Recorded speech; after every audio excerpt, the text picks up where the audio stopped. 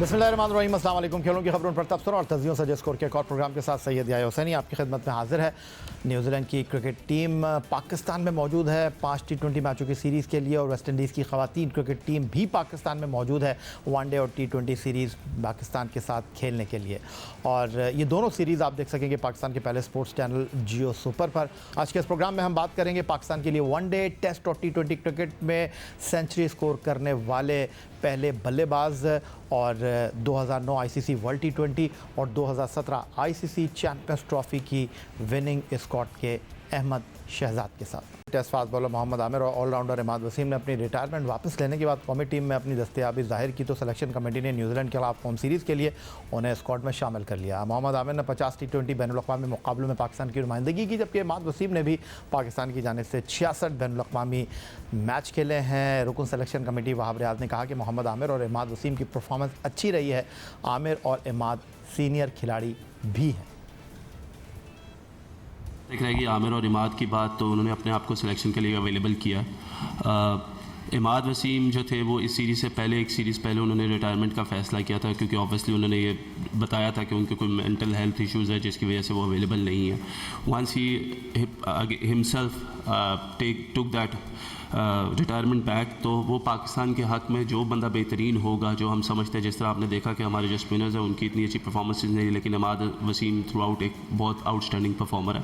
सो जब वो सिलेक्शन के लिए अवेलेबल थे तो फिर सिलेक्शन कमेटी का यह हक़ बनता था कि वो best for the Pakistan purpose उनको सिलेक्ट करें। मोहम्मद आमिर की बात की आपने, तो देखिए अभी गोइंग फॉरवर्ड हमने देखा कि हमारे इंजरी प्रोन लोग बहुत ज़्यादा थे और आमिर की परफॉर्मेंसेज भी सबके सामने है, जिसके ऊपर कोई डाउट नहीं है। Obviously PSL is one of the best tournaments जिसमें से आप सेलेक्ट करते हैं, स्पेशली जो आपकी T20 टीम है, तो आई थिंक परफॉर्मेंसेज सबके सामने है। And if somebody is available.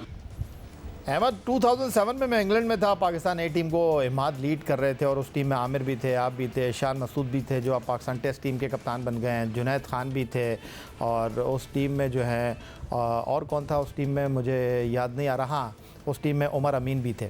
तो मैं आपसे ये जानना चाहता हूँ, बहुत सारे लोग ये बात कर रहे हैं कि यार आपने आमिर को, इमाद वसीम को वापस लेकर आ गए हैं, रिटायर प्लेयर को आप वापस लेकर आ गए हैं, तो आपकी क्रिकेट आगे नहीं जा रही, पीछे जा रही है। आपका इस तमाम सूरत हाल पर क्या तबसरा है? देखिए, 2 सीजन प्लेयर हैं, अगर वो अवेलेबल हैं, उनको सिलेक्ट किया गया है तो डेफिनेटली वो उसका फ़ायदा तो पहुंचाएंगे।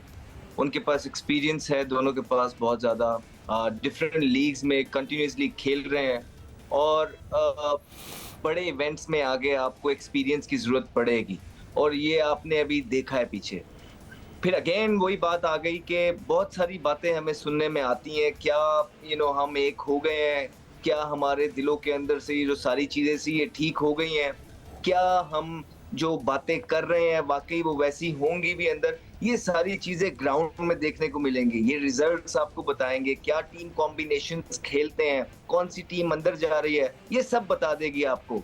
और अगर तो ऐसा हो गया तो वेरी गुड है, अगर नहीं हुआ है तो ये बात जान लें कि अगर टीम आपस में एक नहीं हुई, आपस में बॉन्ड नहीं बना और सारे प्लेयर्स अपने दिल साफ करके आगे वर्ल्ड कप के लिए अगर नहीं बढ़ेंगे तो और कुछ नहीं है, सिर्फ मुल्क का नुकसान है।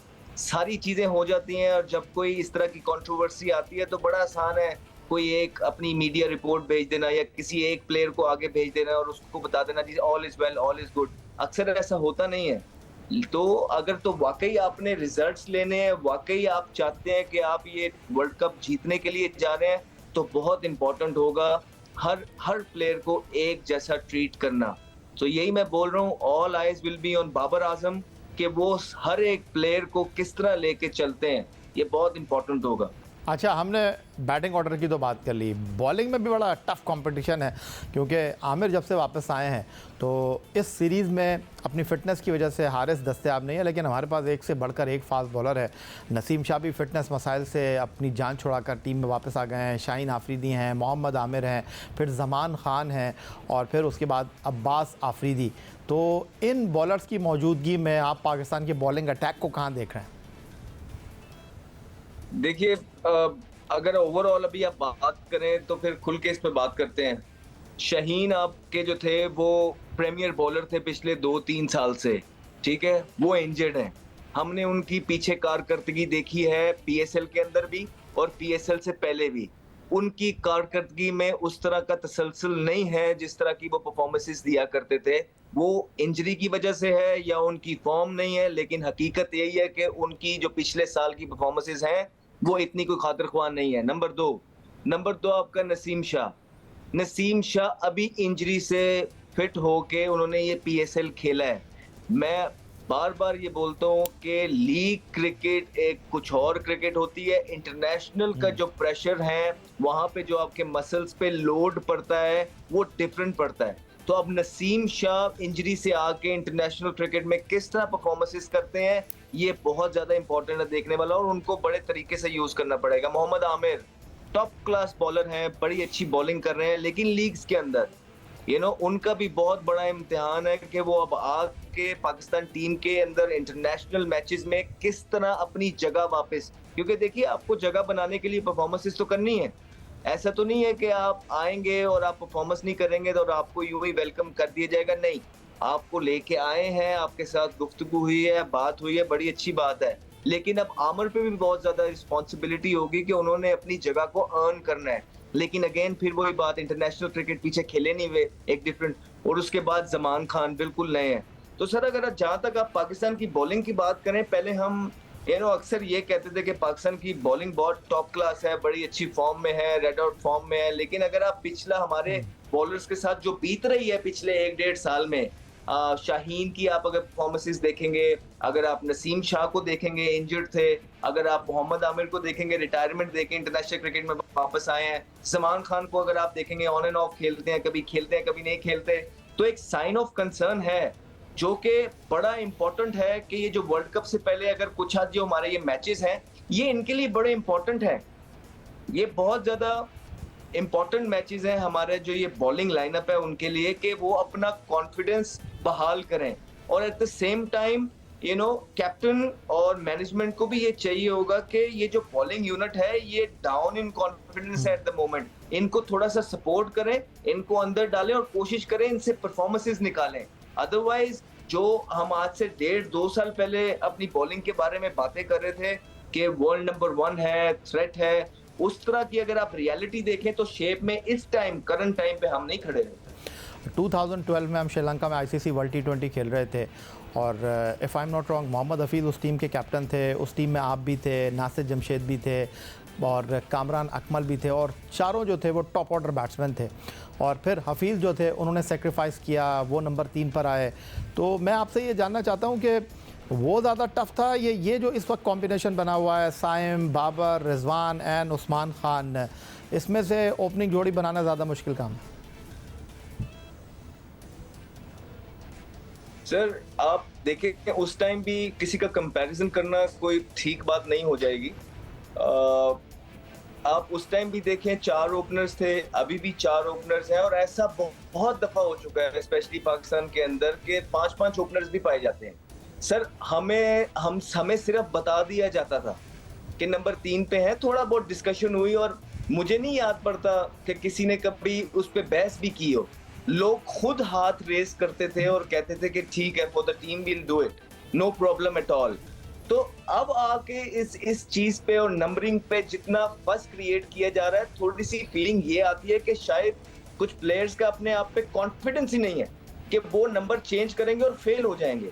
तो ये एक बड़ी हैरानकुन बात है कि एक टॉप दर्जे का प्लेयर जो मुल्क को जो हाईएस्ट लेवल पे रिप्रेजेंट कर रहा होता है, उसको हर जगह खेलने पे इतना अबूर होना चाहिए और इतना कॉन्फिडेंस अपने आप में होना चाहिए कि जब कोई उसके पास मुल्क के लिए कोई चैलेंज आए तो वो सबसे पहले अपना हाथ खड़ा करे, ना कि वो ये कहे कि वजह क्या है। सो सर बात फिर वही है कि डिपेंड करता है कि कौन चीजें इंप्लीमेंट करा रहा है, कौन बात करेगा, किसकी ये बात सुनेंगे, ये चीजों का रियलाइज कौन कराएगा। क्योंकि अभी तक तो हमें ये देखने में मिलता है कि बड़े अच्छे माशाल्लाह देखें, बड़े अच्छे फ्रेंड्स हैं जो कि बिल्कुल होने भी चाहिए, लेकिन मैं एक बात जरूर करता हूं कि जहां पे टीम कॉम्बिनेशन, जहां पे टीम बनाना, जहां पे टीम की गलतियां आपस में डिस्कस करना, वहां पे आपको ऑनेस्टली स्टैंड लेना बहुत ज्यादा जरूरी है। अगर आप इन चीजों पे ऑनेस्टली आपस में डिस्कशन नहीं करेंगे और एक दूसरे को सेव करने की कोशिश करेंगे तो आप तो कर लेंगे, लेकिन मुल्क का नुकसान होता है, which is really very wrong. Unfortunately हमने पीछे रिसेंट पास्ट में भी ऐसा होते हुए देखा है कि जहां पे हम शायद कहीं ना कहीं एक दूसरे को हद से ज्यादा प्रोटेक्ट करने की कोशिश कर रहे हैं, जिसकी वजह से टीम बाद में लेट डाउन हुई है। और अब आके जब एक और चांस मिल रहा है, होपफुली हमने अपनी गलतियों से सीखा हो। अगर बाबर को भी एक और अपॉर्चुनिटी एज अ कैप्टन मिल रही है, होपफुली उन्होंने अपनी गलतियों से सीखा हो और जो मिस्टेक्स उन्होंने कमिट किए हैं पिछले 4 या 5 आईसीसी टूर्नामेंट्स के अंदर, वो इस दफा ना दोहराएं। अच्छा, अब मैं 2 पर्टिकुलर प्लेयर्स के हवाले से आपसे गुफ्तगू करूंगा। एक उस्मान खान है। ये जो बहुत सारे लोग कह रहे हैं कि जी उस्मान खान ने गलत फैसला कर लिया, आपके ख्याल में मुल्क के लिए खेलना तो बड़ी बात है, और पहले से जहां आपके पास 3 ओपनर मौजूद हैं, टॉप क्लास ओपनर मौजूद हैं, कप्तान बाबर आजम, साइम अयूब, विकेट कीपर मोहम्मद रिजवान, यहाँ पर आप उस्मान खान के फैसले को किस तरह देख रहे हैं? उनकी जगह बनती हुई आपको नज़र आ रही है? सर, जगह बनती हुई नजर आ रही है या नहीं नजर आ रही, मुझे इससे पहले मैं आपको डोमेस्टिक में लेके जाना पड़ूंगा। मुझे बताएं कि आप डोमेस्टिक क्यों करवाते हैं सर, किस वजह से करवाते हैं? या तो उस डोमेस्टिक के लोगों को अब आके जब से पीएसएल आ गया, अगर आपने यहीं से सिलेक्शन करनी है 1-2 मैचेस की परफॉर्मेंसेस पे, चाहे वो सेंचुरी किसी ने की है या चाहे शायद 2 50 की है। हमने रिसेंटली ऐसा भी देखा है कि 1 50 करके भी लोग पाकिस्तान टीम में आ गए हैं, और हमने अब ये भी देखा है कि लोग यहाँ पे खेल नहीं रहे, यहाँ के नेशनल है या नहीं है, वो चले गए यूएई खेल रहे हैं। उनको 2 मैचेस की परफॉर्मेंसेस पे आप जो है, तो सर मैं ये कह रहा हूँ कि ये जो आपने डोमेस्टिक का जो नारा लगाते हैं, डोमेस्टिक को इज्जत दो। अभी ये जो पीछे इतनी सारी जो स्टेटमेंट्स हमने सुनी थी आज से 3-4 महीने पहले, जब हमारे 1-2 प्लेयर्स रिटायरमेंट लेके लीग्स खेलने जा रहे थे, वो उसका क्या फायदा हुआ? बात गई। तो सर ऐसा तो कभी भी कोई भी निजाम ऊपर नहीं जाता है। अगर आपने कोई भी निजाम को ऊपर लेके जाना है तो वहां पे आपके एक्शंस जो हैं वो आपके बातों के साथ मैच करने चाहिए, और एट द सेम टाइम आपको देखना चाहिए कि और अपने आप को उस पोजीशन में रख के सोचना चाहिए कि जो लड़का पिछले 8-10 साल से डोमेस्टिक में रगड़े खा रहे हैं, और जब उनको परफॉर्मेंसेस कर रहे हैं और जब उनको मौका नहीं मिलता है, और यूं आके like I am all for Usman Khan, मैं अल्लाह करे वो पाकिस्तान के लिए बहुत परफॉर्मेंसेस करे, लेकिन जो रूट उन्होंने लिया है, that is I am not in the favour of that. मैं कभी भी इसकी फेवर में नहीं हूँ कि एक लड़का यूएई दुबई गए हुए है, वहां पे नेशनल हो रहा है, आपका मुल्क छोड़ के गया हुआ है। ठीक है, पहले उनके साथ जितनी उनको अगर कोई ज्यादती हुई है, उनको अपॉर्चुनिटी नहीं मिली, वो बहुत सारे ऐसे प्लेयर्स हैं जिनके साथ डोमेस्टिक में ज्यादती हो रही है, लेकिन वो जान नहीं छोड़ते, वो लगे रहते हैं, वो डिटर्मिनेशन के साथ खेलते रहते हैं, वो अपने आप को पुश करते रहते हैं लिमिट के लिए। हर दफा उनके साथ ज्यादती होती है, और फिर जाते हैं तो अपनी मेहनत करते हैं, फिर डोमेस्टिक में आके परफॉर्मेंस करते हैं। इसी कल्चर और इसी स्ट्रक्चर अपने मुल्क के लिए खेल रहे हैं, यहीं से खेलना चाहते हैं। उन्होंने कभी इस चीज का फैसला नहीं किया कि वो इस मुल्क को छोड़ के चले जाएं।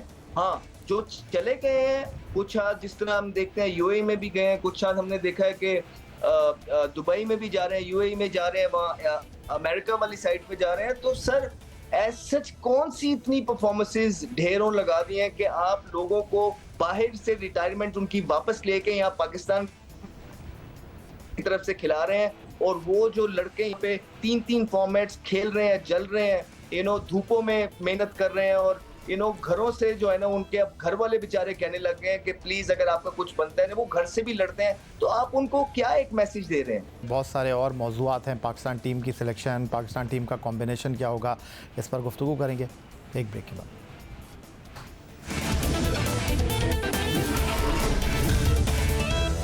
वीडियो लिंक पर अहमद शहजाद हमारे साथ लाहौर से मौजूद है। अहमद, आप कप्तानी के हवाले से बात कर रहे थे, और कप्तानी को लेकर प्रेस कॉन्फ्रेंस में सिलेक्शन कमेटी से भी सवाल हुआ। पहले मैं वो आपको दिखा देता हूँ, फिर मैं आपसे पूछता हूँ कि आप इस मामले पर मज़ीद क्या कहते हैं। न्यूजीलैंड के खिलाफ होम सीरीज़ के लिए 7 रुकनी सिलेक्शन कमेटी ने शाहीन शाह अफरीदी को कप्तानी से हटाकर एक बार फिर बाबर आजम को क़यादत की जिम्मेदारी सौंपी। तो सिलेक्शन कमेटी से शाहीन अफरीदी को कप्तानी से हटाए जाने पर सवाल हुआ, जिस पर रुकन सिलेक्शन कमेटी वहाब रियाज बोले कि शाहीन अफरीदी को कप्तानी से हटाने की वजह उनका वर्कलोड मैनेज करना है, और शाहीन अफरीदी पाकिस्तान के स्ट्राइक बॉलर हैं और वो चाहते हैं कि शाहीन अफरीदी खुलकर अपनी सलाहियतों को इस्तेमाल करें। वहाब रियाज ने मजीद कहा कि न्यूजीलैंड सीरीज़ में रोटेशन पॉलिसी अपनाई जाएगी, जिसमें कप्तान भी शामिल होंगे।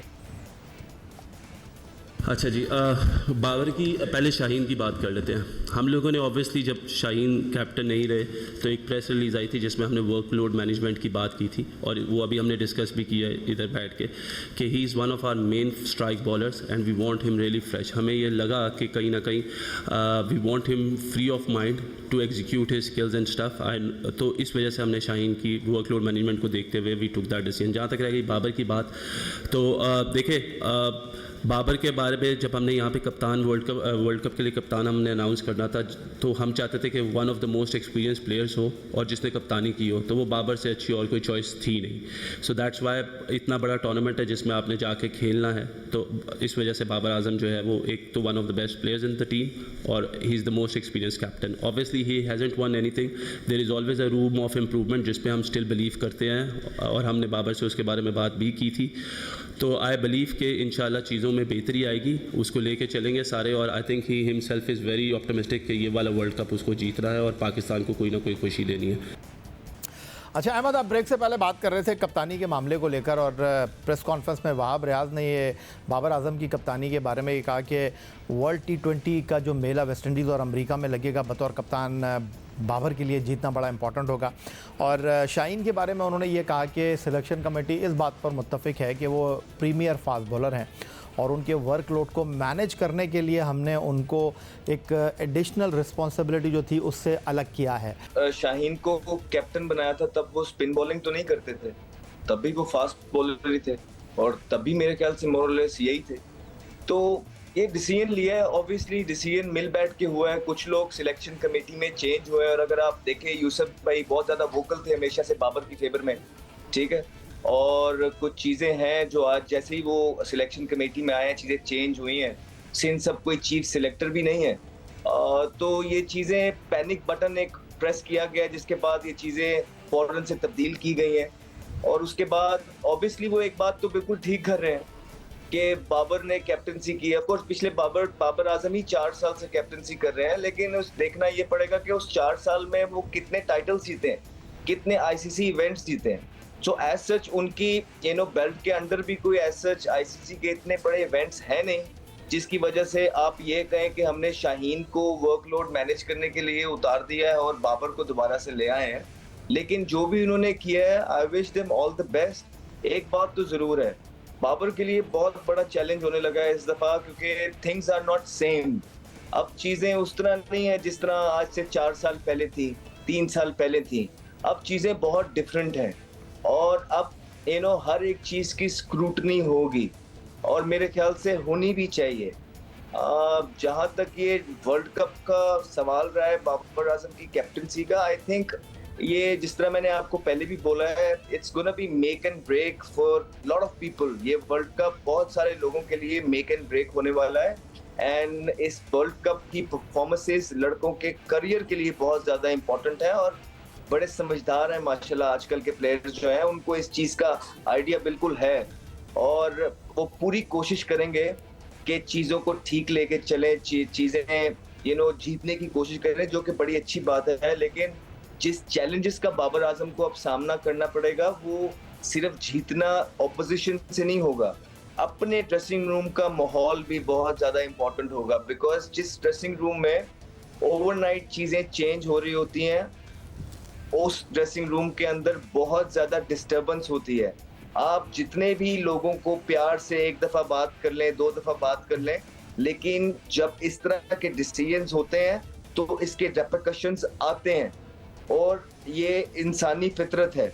तो मेरे ख्याल से बहुत ज्यादा इंपॉर्टेंट है ना सिर्फ ऑपोजिशन से जीतना, अपने घर को भी ठीक रखना। ये बाबर आजम के लिए बहुत बड़ा चैलेंज होने वाला है। बहुत शुक्रिया आपका। अहमद शहजाद हमारे साथ मौजूद थे, पाकिस्तान के टेस्ट ओपनर। यही आज का हमारा प्रोग्राम था। हमारे एक्स अकाउंट पर आप हमें फॉलो कर सकते हैं, हमें ईमेल कर सकते हैं, अपनी राय का इज़हार कर सकते हैं score@geo.tv पर। इस दुआ, इस उम्मीद, इस तवक्को के साथ कि पाकिस्तान में खेल और खिलाड़ी तरक्की करते रहें। सैयद याह्या हुसैनी को स्कोर की पूरी टीम के साथ अगले प्रोग्राम तक के लिए इजाज़त दीजिए। अल्लाह हाफ़िज़।